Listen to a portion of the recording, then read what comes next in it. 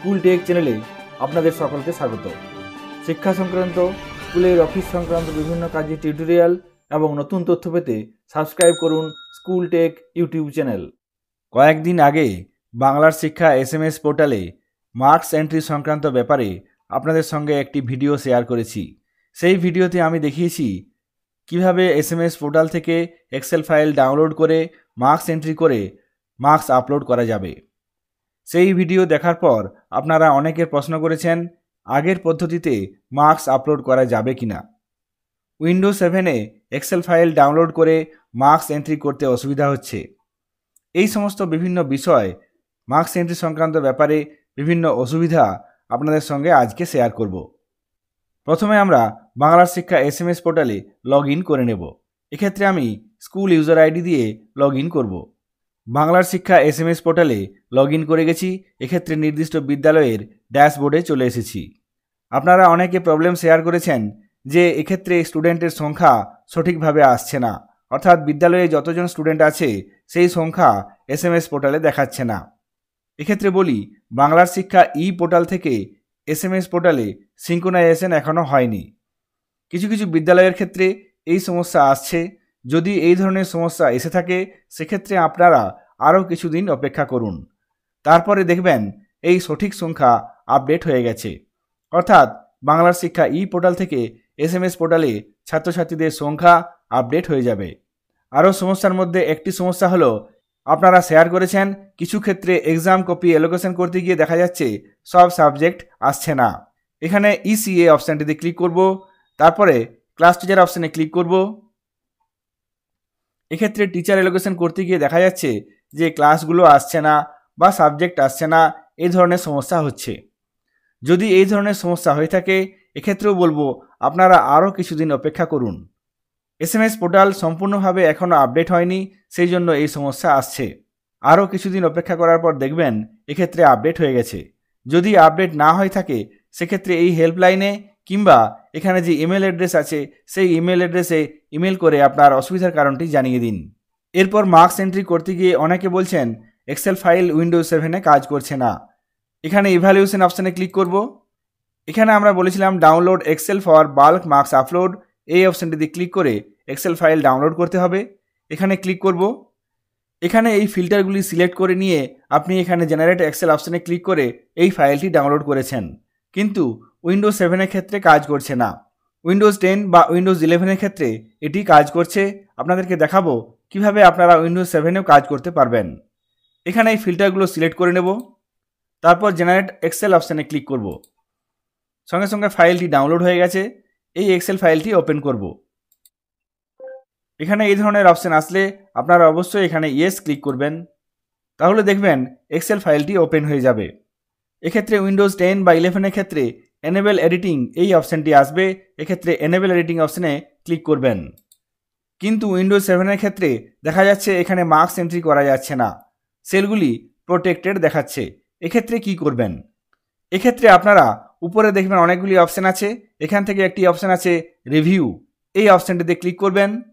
তারপরে দেখবেন একটি অপশান আছে আনপ্রোটেক্ট সিট, এই আনপ্রোটেক্ট সিট অপশানটিতে ক্লিক করবেন, তাহলে এই সিটটি আনপ্রোটেক্ট হয়ে যাবে। এই অপশানটিতে ক্লিক করব, সঙ্গে সঙ্গে দেখবেন এই সেলগুলি প্রোটেক্ট ছিল, এগুলি আনপ্রোটেক্ট হয়ে গেছে। অর্থাৎ আপনি সব ধরনের এডিটের কাজ করতে পারবেন। কিন্তু এখানে বলে রাখি, এখানে মার্কস এন্ট্রি ছাড়া অন্য কোনো এডিট করবেন না। অন্য কোনো ডেটা যেমন ছাত্রছাত্রীর নাম এই ধরনের বিষয় যদি আপনারা আপডেট করে থাকেন সেক্ষেত্রে কিন্তু পরবর্তীকালে আপনাদের সমস্যা হতে পারে। সেক্ষেত্রে এখানে মার্কস এন্ট্রি ছাড়া অন্য কোনো কিছু আপডেট করবেন না। উইন্ডোজ 7-এর ক্ষেত্রে এই এক্সেল ফাইলটি আনপ্রোটেক্ট করলেই আপনারা কাজটি করতে পারবেন। এক্ষেত্রে এই সমস্যার সমাধান হয়ে যাবে। এক্সেল ফাইল ডাউনলোড করে মার্কস এন্ট্রি করার পর আপলোড করার মাধ্যমে মার্কস এন্ট্রির পদ্ধতি ছাড়াও আগের যে পদ্ধতি, মার্কস এন্ট্রি করার আগের যে পদ্ধতি, সেই পদ্ধতিও এখনও চালু আছে। এই পদ্ধতিতে মার্কস এন্ট্রি করার জন্য আপনারা এখানে প্রথমে ফরমেটিভ, তারপরে সামেটিভ, অর্থাৎ মার্কস এন্ট্রি করার ক্ষেত্রে প্রথমে অবশ্যই ফরমেটিভের মার্কস এন্ট্রি করবেন। ফরমেটিভের মার্কস এন্ট্রি হয়ে গেলে তারপরে সামেটিভের মার্কস এন্ট্রি করতে পারবেন। এক্ষেত্রে ফরমেটিভ বা সামেটিভের মার্কস এন্ট্রি আগের পদ্ধতিতে করার জন্য এখানে ইভ্যালুয়েশন অপশানটাতে ক্লিক করব। এখানে দেখুন অপশান আছে ফরমেটিভ এবং সামেটিভ। এক্ষেত্রে অবশ্যই ফরম্যাটিভের মার্কস এন্ট্রি আগে সেরে ফেলবেন, তারপরে সামেটিভের কাজ সারবেন। এক্ষেত্রে ফরম্যাটিভ অপশানে ক্লিক করব। সঙ্গে সঙ্গে একই রকমভাবে দেখুন চলে আসবে মার্কস এন্ট্রি ফরম্যাটিভ ইভ্যালুয়েশন 2024। এক্ষেত্রে এই ফিল্টারগুলো সিলেক্ট করে নিতে হবে। তারপর এখানে সার্চ অপশানে ক্লিক করলেই মার্কস এন্ট্রি করার জায়গাগুলি চলে আসবে। সঙ্গে সঙ্গে নিচের দিকে দেখবেন এখানে ছাত্রছাত্রীদের মার্কস এন্ট্রি করার জন্য এই ফিল্ডগুলো চলে আসবে। এই ফিল্ডগুলোতে যেহেতু আগেই মার্কস এন্ট্রি করেছি, সেই জন্য এখানে মার্কস এন্ট্রি করা দেখাচ্ছে। আপনারা যদি এক্ষেত্রে মার্কস এন্ট্রি না করে থাকেন, সেক্ষেত্রে এই বক্সগুলিতে আপনারা মার্কস এন্ট্রি করতে পারবেন। তারপর এখানে সাবমিট অপশানে ক্লিক করে সাবমিট করতে পারবেন। অর্থাৎ এক্সেল ফাইল ডাউনলোড করে মার্কস এন্ট্রি করা ছাড়াও আগের পদ্ধতিতেও মার্কস এন্ট্রি করা যাবে। আপনাদেরকে আমি দেখিয়ে দেবো সামেটিভের ক্ষেত্রেও মার্কস এন্ট্রি করার পদ্ধতিটি। এখানে বাঁ দিকে ইভ্যালুয়েশন অপশানের মধ্যে সামেটিভ অপশান আছে, এই সামেটিভ অপশানটিতে ক্লিক করব। এখানে দেখুন মার্কস এন্ট্রি সামেটিভ ইভ্যালুয়েশন 2024, এখানে মিডিয়াম বেঙ্গলি, এখান থেকে ক্লাস সিলেক্ট করে নেব, সেকশন চলে আসবে, তারপরে সাবজেক্ট এখান থেকে নিয়ে নেব। এখানে ইভ্যালুয়েশন 1 টার্ম এবং ক্যাটেগরি সামেটিভ ইভ্যালুয়েশন একাডেমিক ইয়ার 2024। এরপর নিচে সার্চ অপশানে ক্লিক করব। সঙ্গে সঙ্গে নিচে মার্কস এন্ট্রি করার জন্য ফিল্ডগুলো চলে আসবে। এখানে দেখুন সঙ্গে সঙ্গে ছাত্রছাত্রীদের নাম চলে এসেছে, এখানে মার্কস এন্ট্রি করার ফিল্ডগুলো চলে এসেছে, অর্থাৎ এই বক্সগুলোতে আপনারা মার্কস এন্ট্রি করতে পারবেন। এক্ষেত্রে বলে রাখি, যদি কোনো ক্যান্ডিডেট অ্যাবসেন্ট থাকে, সেক্ষেত্রে এখানে দেখবেন পাশে ডান দিকে একটি বক্স আছে, এখানে নীল রঙের টিক হয়ে আছে। যদি এই ক্যান্ডিডেট অ্যাবসেন্ট থাকে, সেক্ষেত্রে এটিকে আনচেক করে দেবেন।